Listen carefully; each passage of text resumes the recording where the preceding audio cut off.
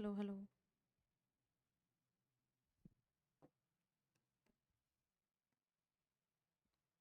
Hello and welcome to all my dear Gulf students. So today here I am to present the ultimate recap of the chapter Biodiversity and Conservation. It is the last chapter of your class 12th since environmental issues have been erased from your syllabus. So we'll consider this as the last chapter and it is very easy, purely theoretical. So basically today instead of me writing everything, I am going to explain you, read from the NCRT, and help you understand this chapter in a very easy and simpler manner. I hope all of you must have attended the live classes also very well. And just it's an ultimate recap, quick recap, which I'll try to cover as soon as possible, giving you the major gist of what this chapter is actually speaking about. Correct? Chalo. So let's start with today's class in which we are going to do the complete revision of the chapter Biodiversity and Conservation. So first of all beta, let's decode the name of the chapter itself. The chapter name is Biodiversity. So question arises in mind that what do you mean by biodiversity?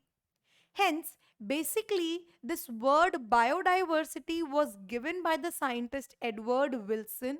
According to him, biodiversity means different forms of living organisms found on earth living together happily.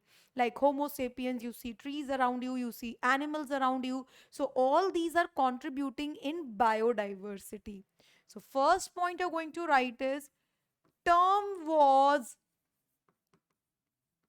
given by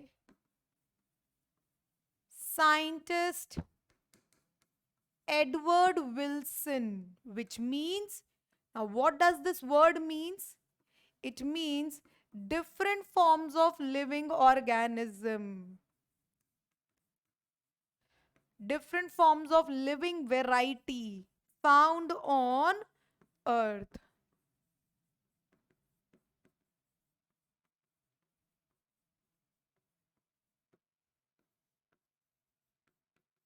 Correct? Yes or no? Now, diversity, when I talk about biodiversity, then there are three levels of biodiversity at which you can see different forms. First is genetic diversity. Genetic diversity beta means diversity at gene level. Now, for example, if you have mango as a genus or as a species, it is Mangifera indica, right? But you have so many different varieties of mango. Some are tastier, some are more juicy, some are bigger in size. So basically, how these different varieties arises within the same species. So it is all because of different arrangement of allele. So different combinations of allele within the same gene give different texture, flavor to these mango. So mango is one species which is having more than 1,000 varieties, and all these different varieties represent genetic diversity, that is diversity at gene level, which arises due to different arrangement of alleles, right? Second is species diversity. Species diversity means very simple, like you have so many different species of fruit like mango, apple, orange. All these are different species, right? So this is species diversity. Third is ecological diversity. Diversity in terms of different ecosystem. For example, if I talk about India, then India, if I talk from north to south, then you'll see Himalaya, then you see plain, then there's some desert, then there's some delta, then there's some coastal regions, islands. All these are different ecosystem within our country. We have tropical rainforest, we have deciduous forest, we have grasslands, we have desert, we have different types of ecosystem within our country. So isn't this diversity in ecosystem? This is the third level of diversity, which we say ecological diversity. Right? Now, ma'am is going to read from your NCRT so that again things become more clear. First is genetic. A single species might show high diversity at genetic level over its distributional range, right? For example, India has more than 50,000 different varieties of rice and about 1,000 different varieties of mango. Correct? Next is species diversity. Diversity at species level. So, diversity at species level. For example, Western Ghats have more number of amphibians as compared to Eastern Ghats. And third goes is ecological diversity. This is at ecosystem level. For example, India has desert, I told you, rainforest, wetlands, estuaries, deltas, etc. So India is rich in ecosystem diversity. Correct? Okay. Now, when I talk about diversity, then question arises in mind, ma'am, how many species? How many species do exist in world and how many out of them exist in India? Right?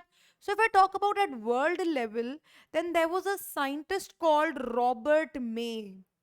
There was a scientist called Robert May who approximately estimated who approximately estimated the total number of species around the world to be 7 million.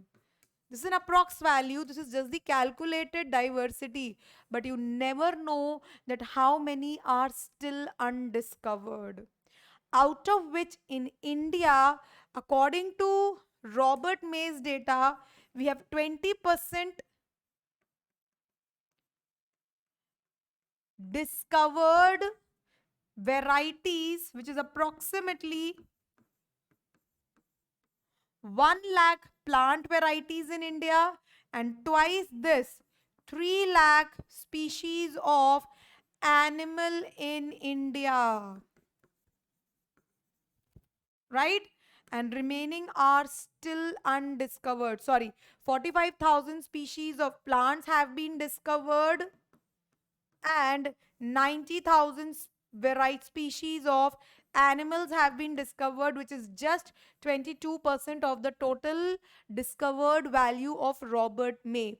Approximately 1 lakh plant varieties are still under the wrap and 3 lakh animal species are also under the wrap, which need to get discovered before they get extinct. India is considered as one of the most diverse country because India in terms of land it just occupies 2.1% of the total area, but in terms of diversity approximately India occupies 38.4% of total biodiversity across the world. Because of this data, India ranks 8th among the 12 mega diverse countries of the world. You have to remember all these datas, very, very important. Clear? Now, next question arises in mind is that, okay, what is the pattern of distribution of this biodiversity? Where more species richness can be found and where do you find less species richness? So first pattern of biodiversity or first reason on which this diversity distribution depend is latitude. Now, latitude very simple, you know, if this is earth and this is sun, so you know towards the center that is called a 0 degree latitude, the sun rays are vertical. But as you go away from the sun rays, that means towards the pole, which is higher latitude, 90 degree, maybe north or south, sun rays become slanting. Now, what is the role of direct sunlight and indirect sunlight or slanting sunlight?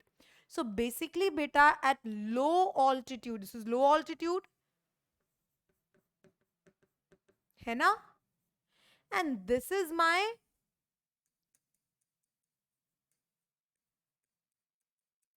high altitude, right? So when you go from low to high altitude,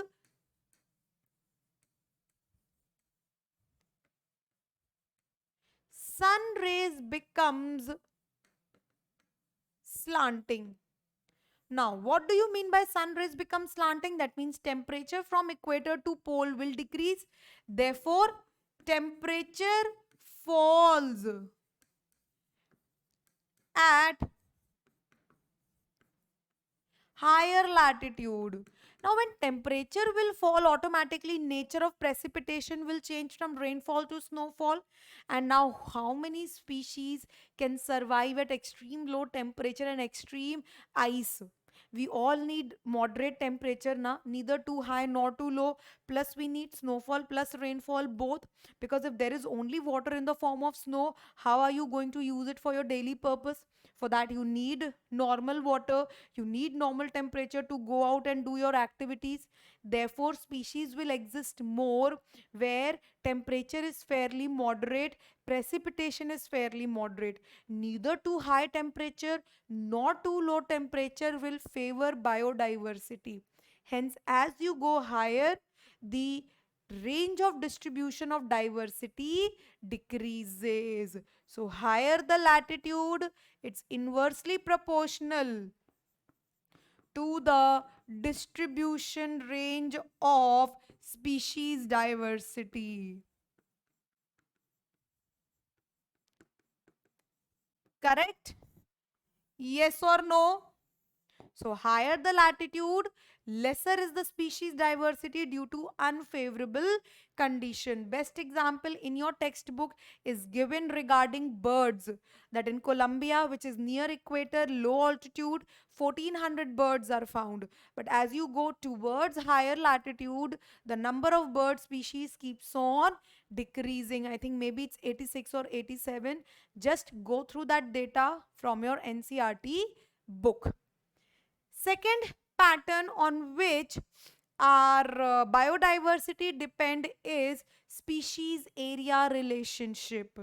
Now, this concept was explained by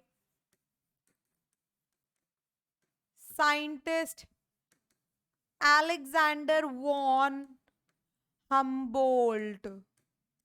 This fellow actually created a relationship between area explored and species richness. So according to him, beta, there's a simple equation S is equal to CA ki power Z.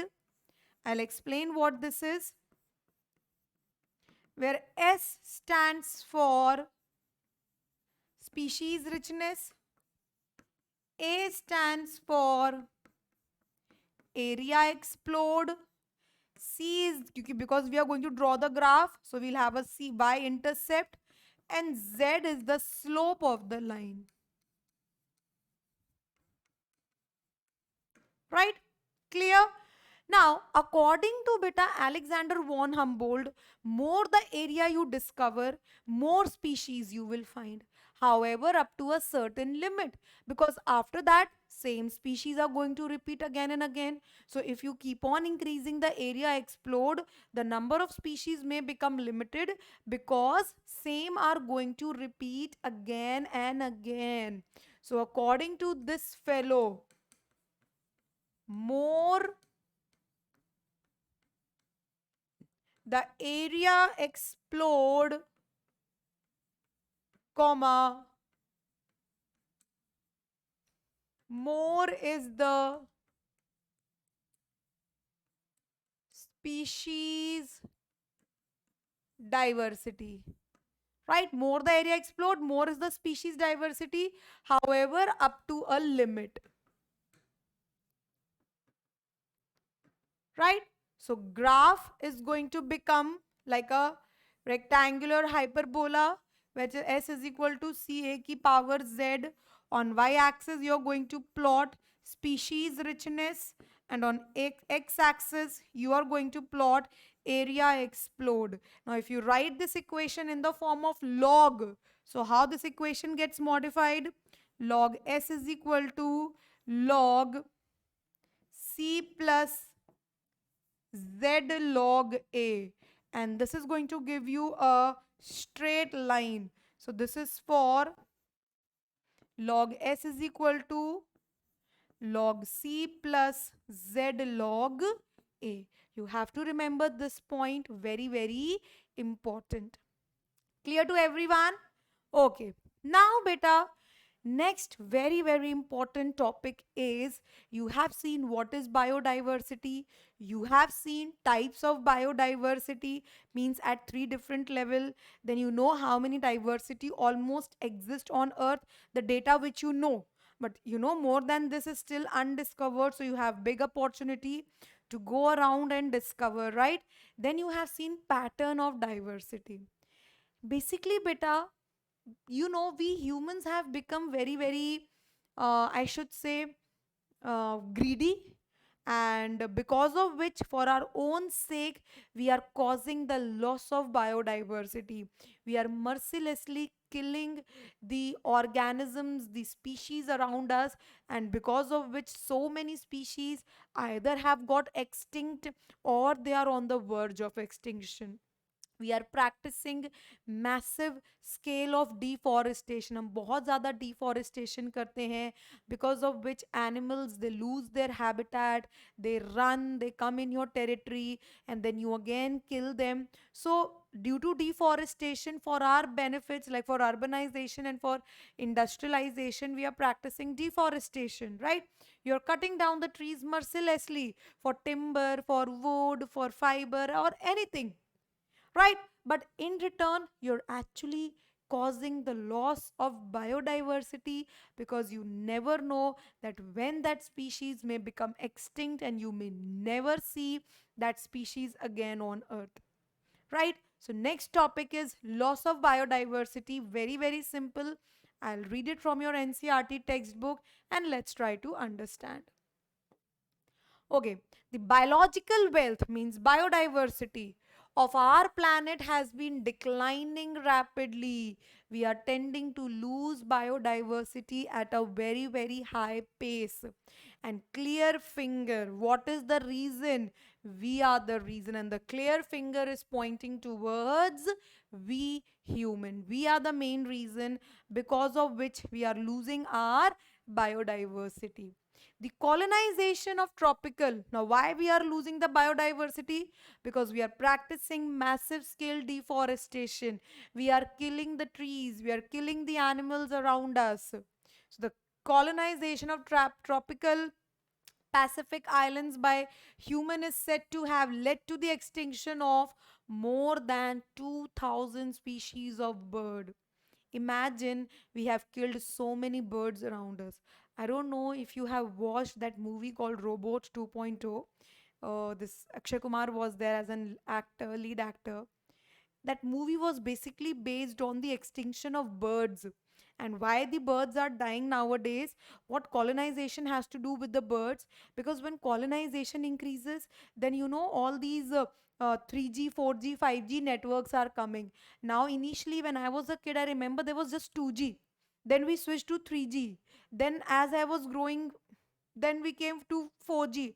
And now, when I am an adult, in that 20 or 25 years of span, now there's 5G.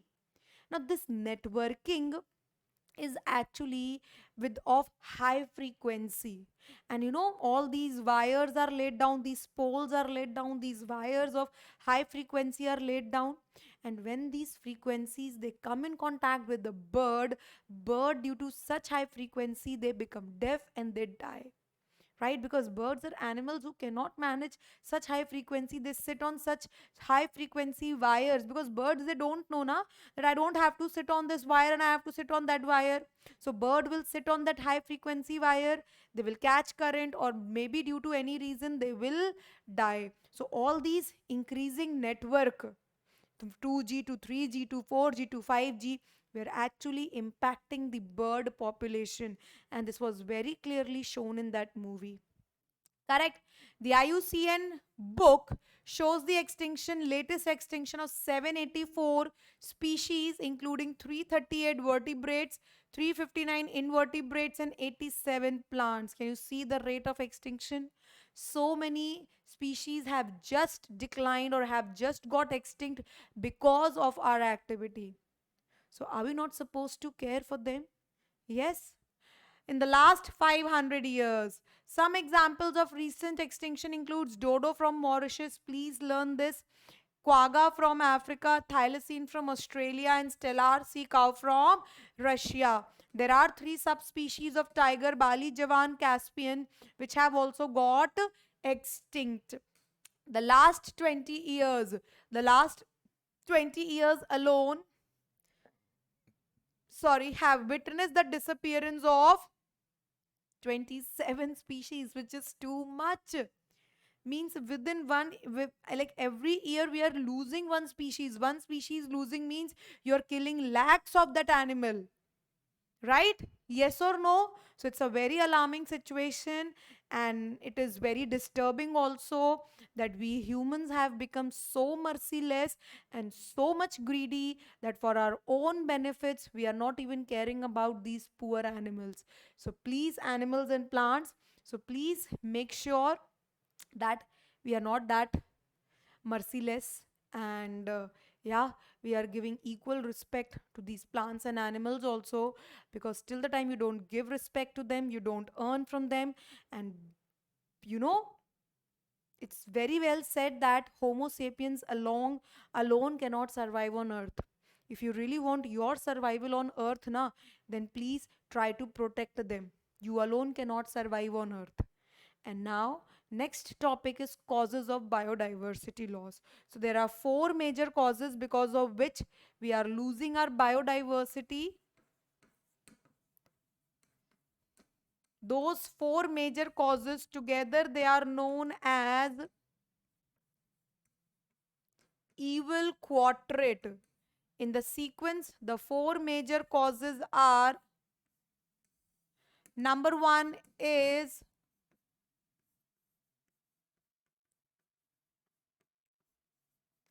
habitat loss and fragmentation.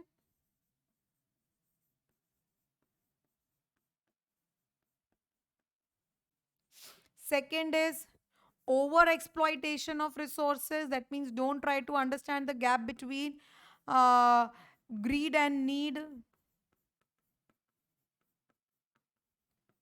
Third is alien species invasion, where other exotic species are introduced in your natural habitat, because of which the native species they start dying.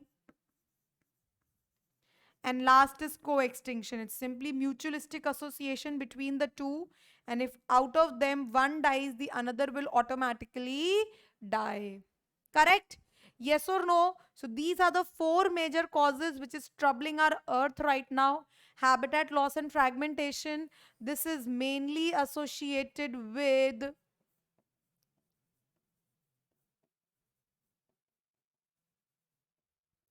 So it's mainly associated with deforestation. Since we are practicing large, massive scale deforestation, because of which lots of plants are losing their habitat, and as a result, animals are also losing their habitat now, because animals are living in jungle.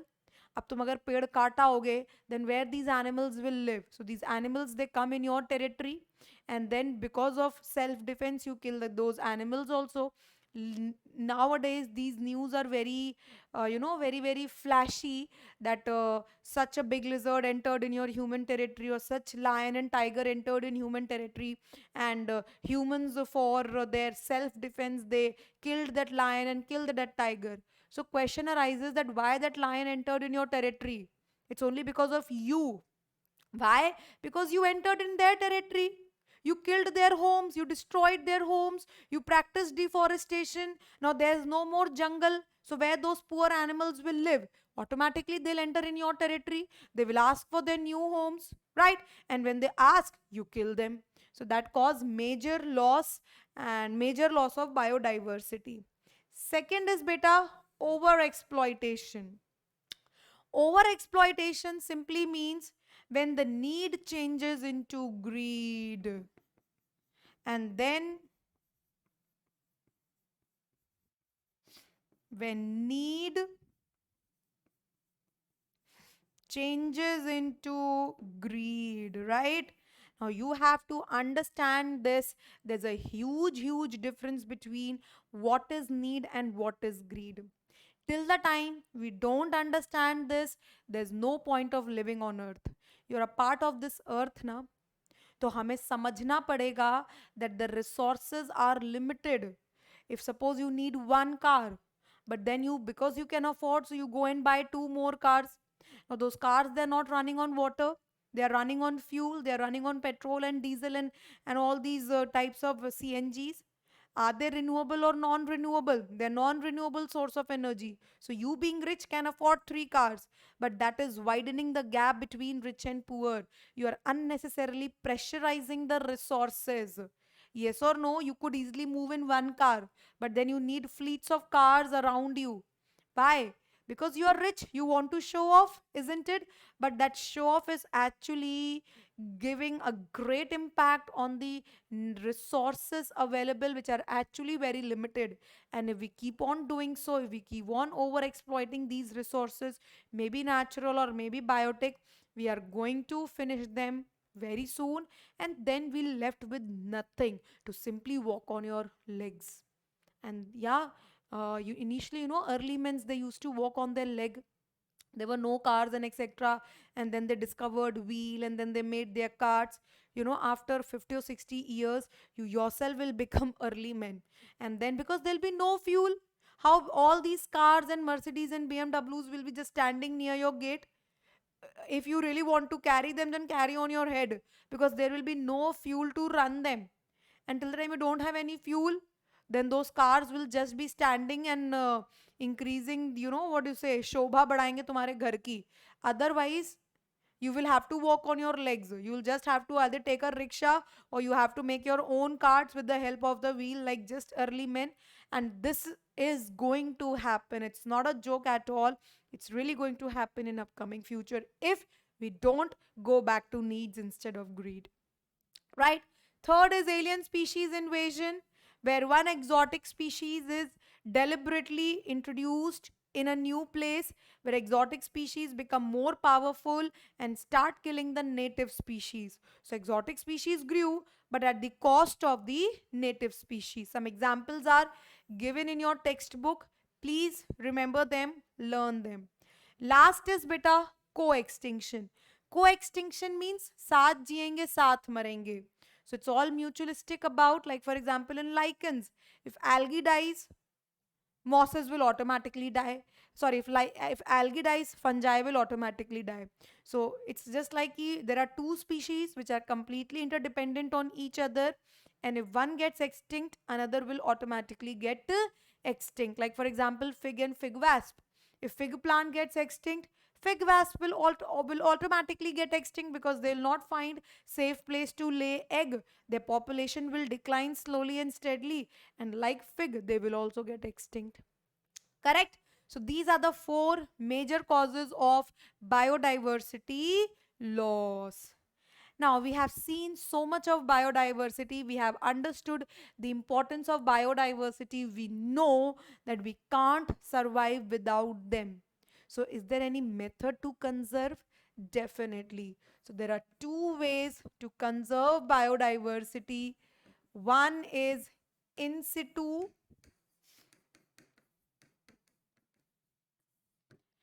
another is ex situ. In situ conservation beta simply means conserving or protecting biodiversity in your own area. अपने ही उनके ही घर में रख के उनको protect करना. So protecting biodiversity in their own native areas.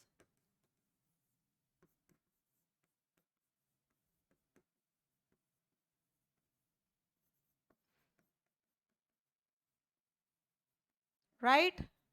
However, ex situ means conserving or protecting biodiversity away from their natural habitat.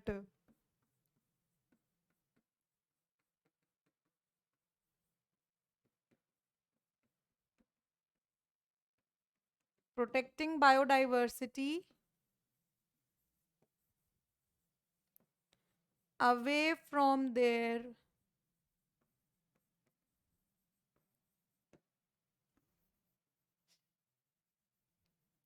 natural habitat. Like for example, zoo. Like, for example, botanical gardens, right? Here, example is national park, sanctuaries, biosphere reserves, sacred groves, etc.